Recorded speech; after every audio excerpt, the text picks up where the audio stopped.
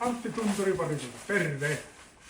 Seuraavaksi esitellään sitten niin sanottu lämmin 6-metrinen kontti. Eli niin kuin näkyy, täällä on eristeet ja levytykset seinissä, mikä tarkoittaa, että tämä pystyy pitämään kohtuullisen energiatehokkaasti kuitenkin sellaisen miellyttävän lämmön täällä kontin sisällä koko ajan.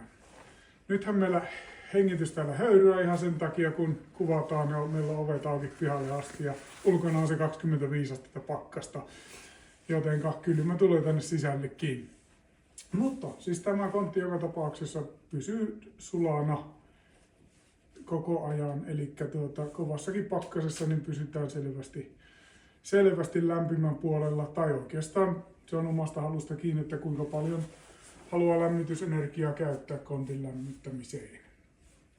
Mutta siis me ollaan täällä yleensä pidetty semmoista noin +5 astetta, mikä tarkoittaa sitä, että niin kuin kaikki pysyy sulana ja lämpimät tavarat, jotka ei kestä kosteusvaihteluita eikä lämpötilavaihteluita, niin pysyy hyvänä tämmöisessä kontissa.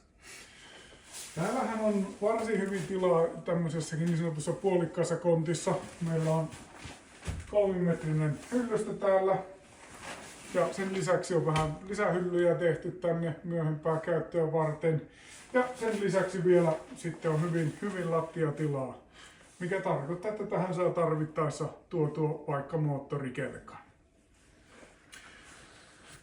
Ja moottorikelkkahan sinänsä tämmöisessä tilassa, niin sehän on niin ihan suoraan, niin kun sä pystyt ajattelemaan tätä sisätilaksi, että väännät vaan patterista nupit kaakkoon, niin sulla on lämmintä piisaa täällä ja pystyt tekemään vaikka tarvittaessa teepaita päällä hommaa kelkan ympärillä.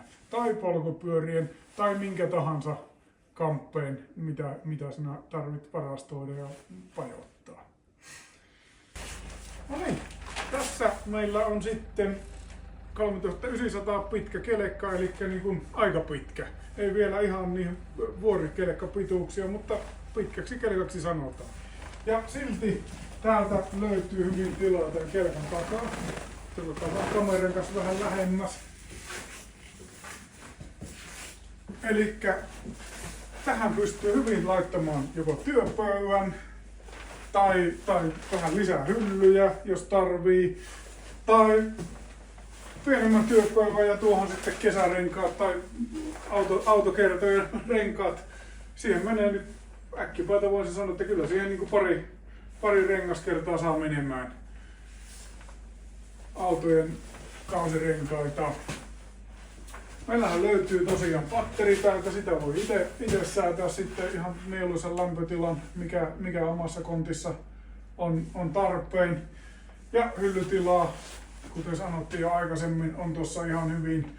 Siinä on taas niin kuin säilytystilaa vaikka minkälaiselle kamppeelle. Yes. Eli tässä on lämmin 6-metrinen kontti.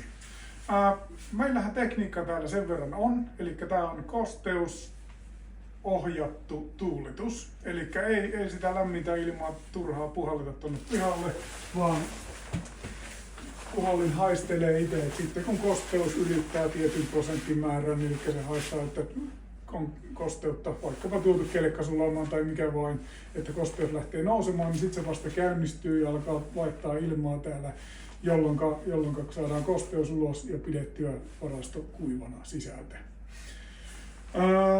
Käyttösähköthän tähän sähköistettyyn lämpimään konttiin kuuluu, eli täällä on töpseleitä ja tarvittaessa niitä saadaan toki lisää, jos niitä tuntuu väärässä paikassa.